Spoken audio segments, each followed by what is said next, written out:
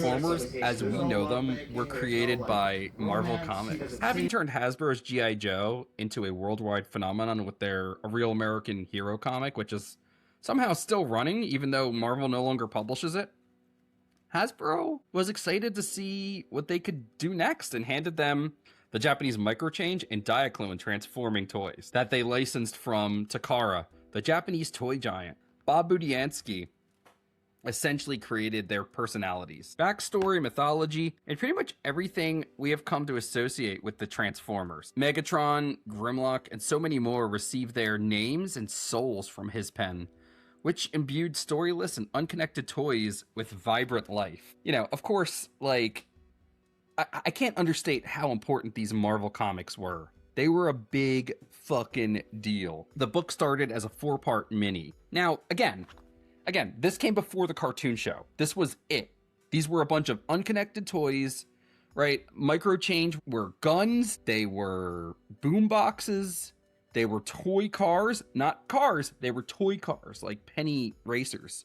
And Diaclone were, you know, trucks and actual race cars and stuff. So these comic books established Cybertron. They established that there was a war, and there were differences, of course, but they also established Optimus Prime and Megatron, and all the characters that we know and love are here in this comic book. They're fully formed. Starscream is villainous and treacherous and so much more sadistic and crazy than he is in the cartoon, which, when it was finally greenlit, took elements from these comics. It's funny because, like, the Transformers, this book ran for 80 issues. And it didn't really cross over with the Marvel Universe after these 4 initial issues. Because it was a toy book, because it was something new, editorial only gave it 4 issues at first. They were like, let's see how it sells. And it did sell very well, but, you know, issue 4 references the Savage Land and uses it to explain Grimlock and the other Dinobots' origins as Dinobots. They're there to go beat up Shockwave and everyone crash lands on Earth. So, probably the best origin they ever got.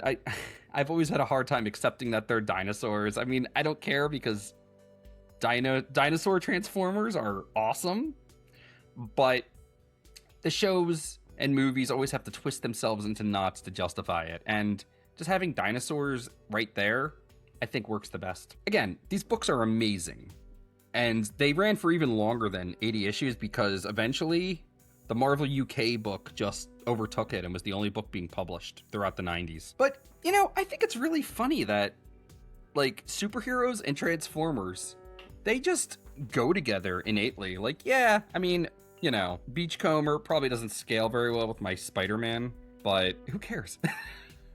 When I was little, I played with them just the same. And it's so crazy that it took until 2007 for them to meet again. Part 2, The New Avengers. We all know the Avengers are Cap, Thor, Iron Man, Hulk, and sometimes Spider-Man. If you're really cool, you know the Avengers were originally Ant-Man, Thor, Hulk, and Iron Man. If you're even cooler, you'll know it's mostly a revolving cast of whoever is most popular at the time, with Cap, Thor, and Iron Man being more or less the core of the team. So what's this New Avengers thing? Why is it in the title? And why are they headlining the big Transformers 07 crossover with Marvel? And how does it relate to the Thunderbolts movie?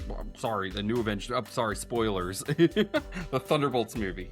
To be brief, the New Avengers book was the brainchild of Brian Michael Bendis. Years of declining sales led to Marvel looking to revamp their stale Avengers books and their marquee characters, all of whom had seen better days. You know, the 90s was a very bad time for superheroes in general. If you know what Heroes Reborn is, don't read it. Just look at pictures of it and laugh. You know, if you know what the Onslaught crossover is, just look at pictures of it and laugh. It's all bad. It all sucks. You know, like the Thor book, the Dan Jurgens Thor book is terrible. That's the one 90s comic book I've read the most of. It's terrible. There's a reason why the character got canceled. Anyway, Avengers Disassembled was written in '04. This book saw the Avengers go through their worst day ever. You know, some Z-list superhero or villain, I don't even know who he is. I think he's the Jack of Spades. He shows up at the mansion and blows himself up, right? The Vision appears and slams a Quinjet into the mansion, apparently under the control of someone. She-Hulk goes crazy and rampages through the streets. Iron Man has a drunken fucking outburst, even though he hasn't been drinking in years. And the Kree and Skrull, you know, suddenly appear over New York. Two warships just shooting at each other, and Hawkeye is killed in the crossfire. All this is revealed to be the Scarlet Witch having one of her trademark mental breakdowns. And the effect is such that many of the classic Avengers are too hurt or traumatized to be part of the team anymore. The mansion's gone. Thor is missing in action. You know, it's funny. Thor, Iron Man, and Captain America all had their own books, their own disassembled titles. Thor's was just Ragnarok happening, which had nothing to do with Scarlet Witch. It's very, very weird. It's not a terrible story. It's by Michael Avon Oeming. I'll cover it someday. I love Thor. Captain America has these strange dreams about Scarlet Witch fishing him out of the ice. It's just, I don't really know what that's about. Iron Man has to fight some imposter or something. I don't remember. It's all whatever. But basically, the end result is all those characters are out of the picture.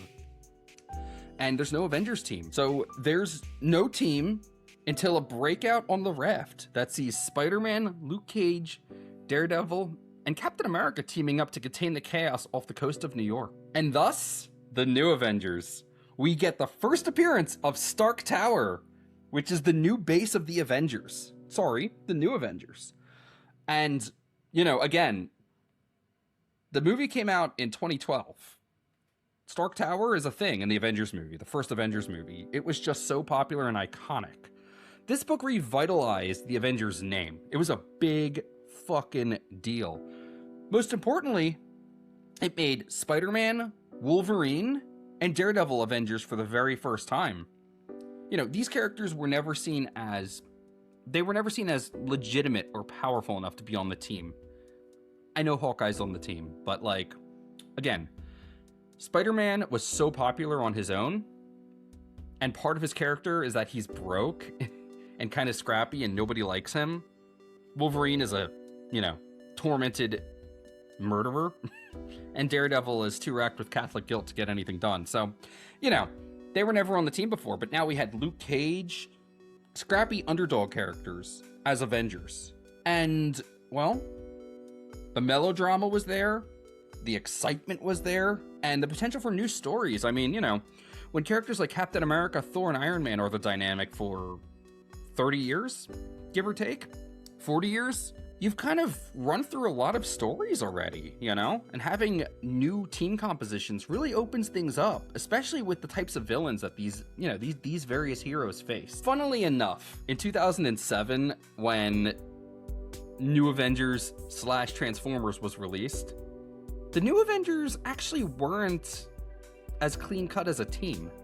They were splintered by the Civil War story that was running in the comics at the time. It was a crossover. Again, this is years before the movie. This is totally different, you know.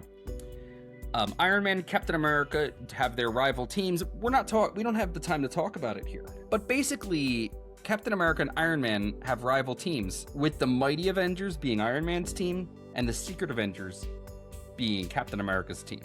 But, well, technically, this story, New Avengers / Transformers, is taking place in the past. You know, again, that is all a story for another video. It's taking place in the past because, you know, the IDW book had all the characters you want. You know, we had Optimus Prime, we had Jazz, we had Bumblebee, we had Ratchet. And, you know, Marvel is like, yeah, let's get Captain America, let's get Iron Man, let's get Miss Marvel, let's get our best characters. I don't know, you know, if they were willing to go back in time and bend the rules to fucking have the actual New Avengers meet the Transformers. I don't know why they didn't just cheat and have Thor, but, you know, the fact that Thor was dead for so long, it didn't come back until Straczynski's run, it really pisses me off.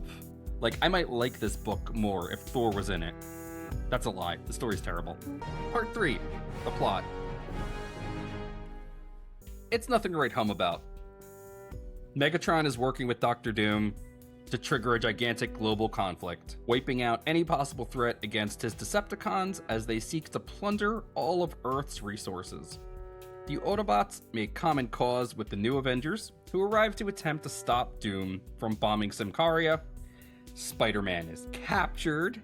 His radioactive blood is used to amp up Megatron and the other Transformers, well, the other Decepticons, which swings the balance of power towards Megatron, until Iron Man shows up in a giant suit and gets amped up by all the Transformers and, Megatron betrays Doom. Doom betrays Megatron. The Autobots juice Iron Man up, and, well, nothing is resolved in the end. The only meaningful thing that happens is, Ramjet's appearance on Earth. Oh, also in Spider-Man's reunion with Megatron, which is hilarious. It's so funny how bland and uninteresting the story is. Like, you have Optimus Prime and Captain America meeting. You have Luke Cage and Jazz, right? And I know that sounds racist, but, like, they do something a little worse and uninteresting in this story, so it's really nothing memorable again. Part 4, Spider-Man. As mentioned previously, prior to this story, the only Marvel character to meet the Transformers was Spider-Man. Spider-Man has long been one of, if not their most popular character. He's great. Everyone loves Spider-Man. I have got them all over the house. I even have Spider-Man's Spider-Mobile. Look at this fucking thing. It's awesome. The 90s cartoon is something I grew up with, man. That was my Spider-Man. That show had Morbius. That show had Punisher. That show had Daredevil. It had Wolverine and all the X-Men. It was a great show. And Spectacular Spider-Man is probably my favorite cartoon. I've had a lifelong fascination with the character because, what he stands for, with great power there must come great responsibility thing, that's awesome. That's elementary. And almost every Marvel character lives by that maxim. I know Thor does. Thor could just go back to Asgard. He could just fuck off, but he's got great power. He's got great responsibility. Everyone relates to Spider-Man. If you want to get a good gauge on a guy you're dating, you ask him who his favorite Batman is. It'll tell you a lot about him. You can play a similar game with Spider-Man. Who's your favorite Spider-Man? If they say Andrew Garfield, run. If they say Nick Cannon, maybe give him a chance. If they say, whoever voiced him in the 90s cartoon, okay, right? But the point is that, back when Marvel had the Transformers license, effectively created the Transformers license, they chose Spider-Man. And again, it's a great issue. It's Transformers #3. Go read it somewhere. There are sites where you can read these things, I'm told. Whether or not those are legal, I don't know. But yeah, it's pretty fun. The highlight is, of course, as I mentioned earlier, when Megatron gets webbed up by Spider-Man, allowing the Autobots the chance to escape. And, you might be like, whoa, why didn't Iron Man meet the Transformers? He's a technology guy. Why didn't Machine Man meet the Transformers? Why didn't, MODOK fight the Transformers? To which I say, look, we're not all super nerds. Marvel was like, yo, read these new guys. They're cool. Look, Spider-Man's in this issue. You don't put the Machine Man in a book you're trying to sell people. He's not a marquee character. With that said, Spider-Man being used as a power source for the Transformers in a story that's supposedly canon, it's really stupid. Yeah, I know Spider-Man technically has radioactive blood. Is he strong? Listen, bud. He's got radioactive. Yeah, there's the theme song. See, it's right there. Oh, let's play the other theme song. Spider-Blood. Radioactive Spider-Blood. Cool. Yeah, so, okay, whatever. Why does this amp up Megatron? I don't get it. It doesn't make any sense to me. Bigger problem is, of course, the fact that, you know, infiltration is all about Or-13, Ultra Energon. That is never brought up again. And, well, now we have a second power source that, you know, like the Golden Lagoon episode, is something that will give them a huge advantage, but it's never brought up again because we can only use Marvel superheroes when Marvel allows us to, when we come to an agreement and license them. That's why Devastation doesn't have Black Panther getting siphoned for his magic blood or whatever. The really annoying thing about Spider-Man, like, being used as a power source is, like, they're apparently draining his blood.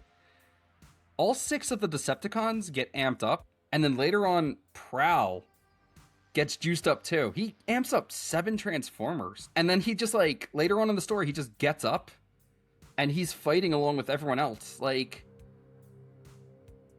Spider-Man's not Wolverine. His healing factor takes hours.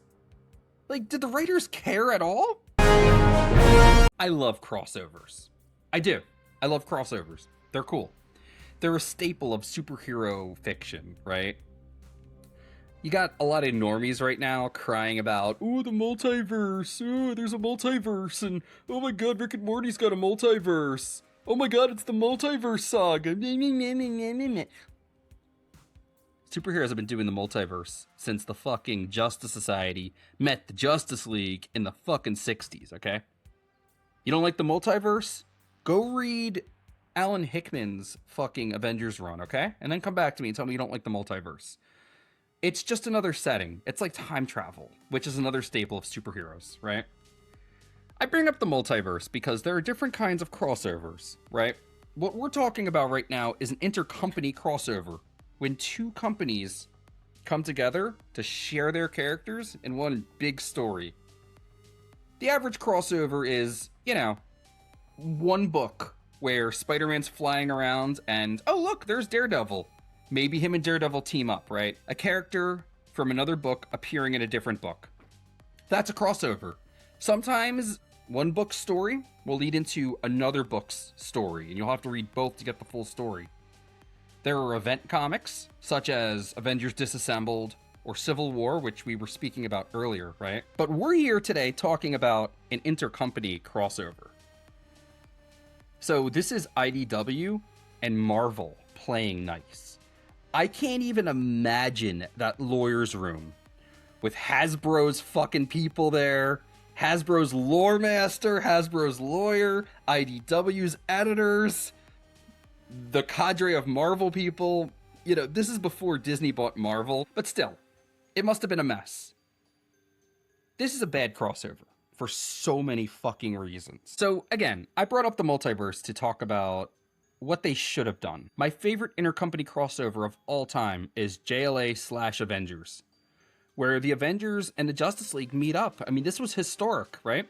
Marvel and DC were collaborating a lot at this time in the 2000s before this. You know, for silly reasons, the Avengers and the Justice League swap worlds, and the Avengers are horrified. They're like, whoa, these superheroes are loved and adored like gods. They're dictators. The Justice League get to the, you know, Avengers Earth, and they're like, yo, these guys don't do anything. They, you know, half of them don't even have superpowers. What the fuck? And then they fight. Thor fights Superman, a pairing that, you know, everyone wants to see. I think Wonder Woman fights Miss Marvel. There's a lot of great pairings. It's really cool. Captain America and Batman start to fight, but then, you know, both of them being very smart and proactive characters, they're like, wait a minute. Wait. We're not villains. We should work together to figure this out. It's a fun book. And the thing that makes it really great is that the characters are chosen to contrast each other, right? I mentioned Thor and Superman, both the strongest members of their teams, right? Why wouldn't they fight? Captain America and Batman, they're the thinkers. They're the leaders. Of course, the Justice League has several leaders, but, you know, Batman's the thinker, right? Generally speaking. Another great example is the, you know, I didn't read it because it looks stupid, but, you know, the Justice League and Sonic the Hedgehog crossover. You know, just from the covers, you know they've done this. Knuckles is wearing Superman's costume. Sonic is wearing the Flash's costume. It just makes sense. You know, these are fun pairings that make you go, huh, how would Knuckles get along with Superman? Would they get along just because they're super strong? Or would they disagree on things? Would they fight? Ooh, right? The recent Godzilla Destroys the Marvel Universe is awesome because you get to see Godzilla defeat the Avengers, the new Avengers, the X-Men, and it's creative. Each issue is very creative. They do fun and interesting things with Godzilla. The issue with this new Avengers / Transformers book is, you know, the characters really don't line up at all. It's crazy what they do. Cap meeting Optimus sounds fun on paper, but, you know, Cap rambles about the engines of war, but that's not mirrored by anything Prime says. I mean, they're both red, white, and blue. There's a really cool part where Megatron calls Optimus Prime an old soldier, and he's juxtaposed with Captain America. But that's the closest they ever come to, you know, contrasting the two or having them have any kind of semblance of connection at all. They don't have any chemistry. None of these characters do, even though they try, sort of. B is silly like Spidey, but Bumblebee has zero hype moments. He has no lines. And Spider-Man spends the whole story locked down. I guess Luke Cage makes friends with Ratchet? The medic? I don't think Luke Cage is a medic. I don't know what they have in common. I guess nothing. I guess that's a fun pairing. I don't know. Iron Man and Jazz are both engineers, but they never meet, and Jazz never even shows up. I guess Falcon and Jazz line up? Again, they don't interact. They're both black. They share a panel at one point. Miss Marvel is a Kree warrior, right? And Prowl is also a warrior? I mean, he's a cop car. He's a strategist.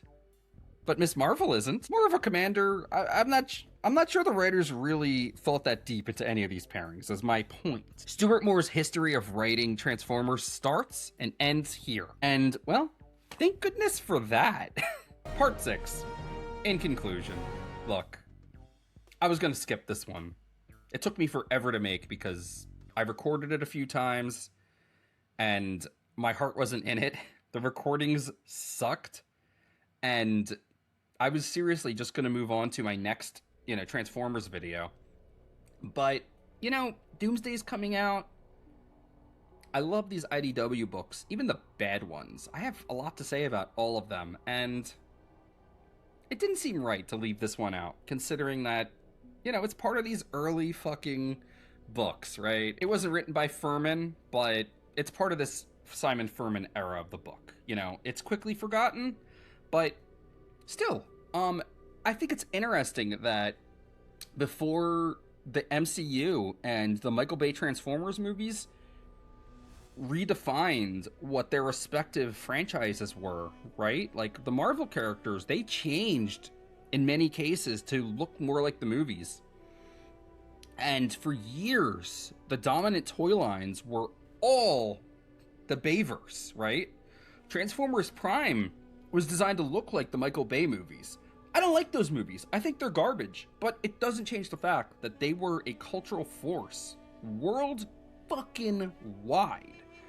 You know, the first 3 movies were huge hits. You know, the third one was the first one where I was kind of like, never again. But it doesn't matter. These movies made money. It didn't matter how bad they were. And I think it's crazy that they had this stupid fucking comic book crossover before any of that.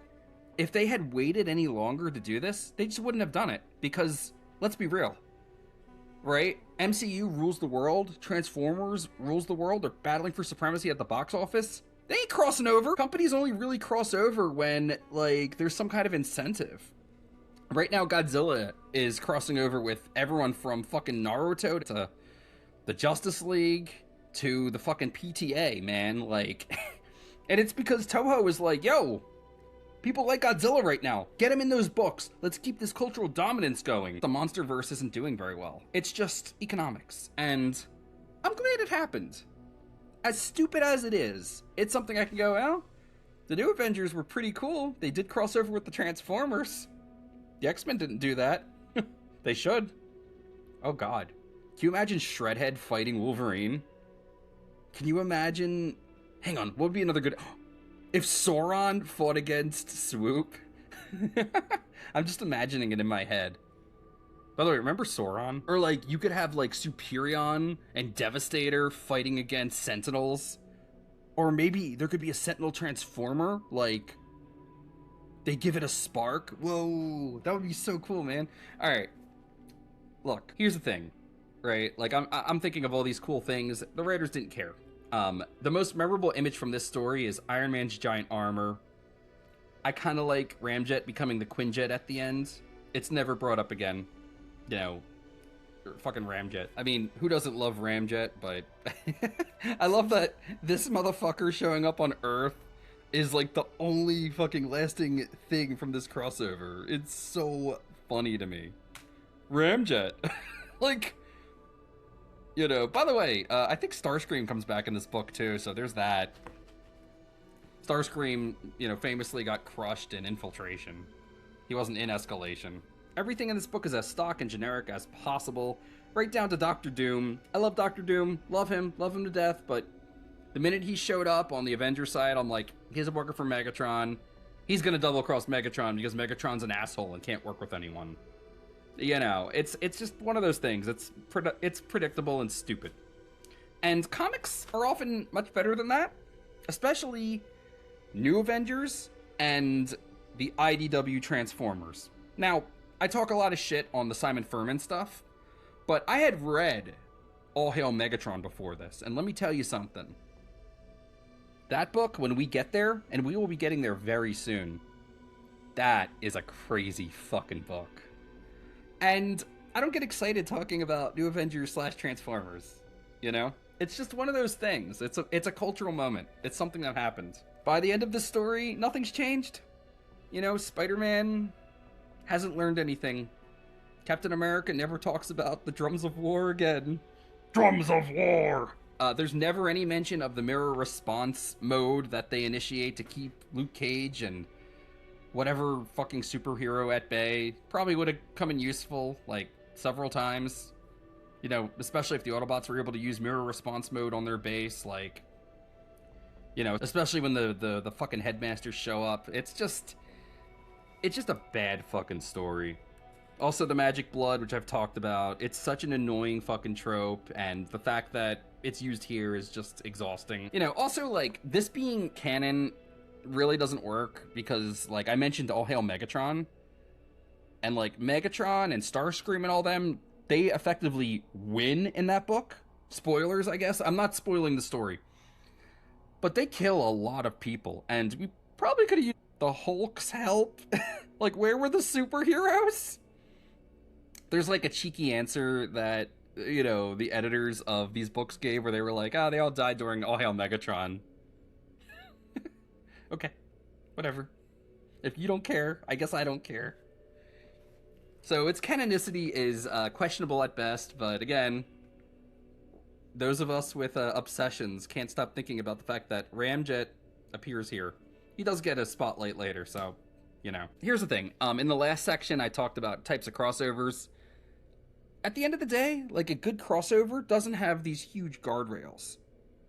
The JLA / Avengers book is cool because, I mean, look at this fucking picture. Look at that. That's Superman with Captain America's shield and Mjolnir. In order for that to happen, Thor and Captain America both had to be defeated and throw their weapons to Superman. And Superman is shown in this particular panel to be worthy of Mjolnir, which is a big deal. Marvel was willing to let its characters be defeated for the sake of the story. And look, I mean, here's a panel of Superman defeating Thor earlier in the story. That's a hype moment. That's fucking cool. The guardrails were not as high in this story, which allowed the writers to really explore the nitty-gritty of why these characters were different. Same goes for Godzilla Destroys the Marvel Universe.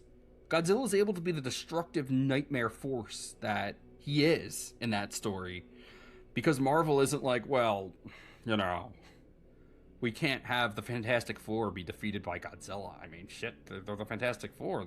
They gotta win. And that's not what happened with New Avengers / Transformers. IDW, well, Hasbro and Marvel were like, our characters are precious. They gotta work together. They can't be defeated.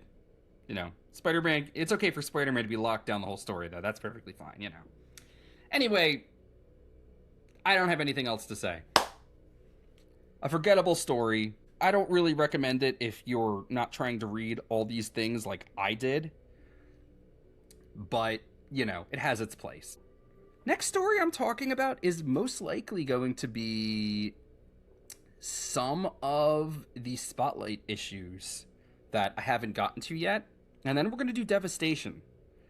And, well, we're getting to the end of the Furman run, which is cool. I think when I'm finished with the Simon Furman era of Transformers, I'm going to finally jump back into the Energon universe. I love the Energon universe. Transformers is excellent. You know, a lot of people are sad that Daniel Warren Johnson left. Look, I liked him too. I love him. Kirkman is a genius. I love him to death. Invincible is one of the greatest comic books of the 2010s. It's brilliant. There's nothing like it. Well, Ultimate Spider-Man's like it, but it's better than Ultimate Spider-Man. The Walking Dead is, I mean, it's unimpeachable. I don't care about the show. Kirkman created that comic book. And his Transformers issues are, every one of them is a knockout. You know, Elita Prime, Optimus, like, I don't want to give out spoilers because I want to talk about these books in context, but it's so weird to me that they're able to make a G.I. Joe comic that I like. Something like Void Rivals is a fucking brilliant success. And even Mask is cool. So maybe I'll jump into that when I'm done with the Furman era. But until then, you know, read your comic books, play with your Transformers, and stay cool, man.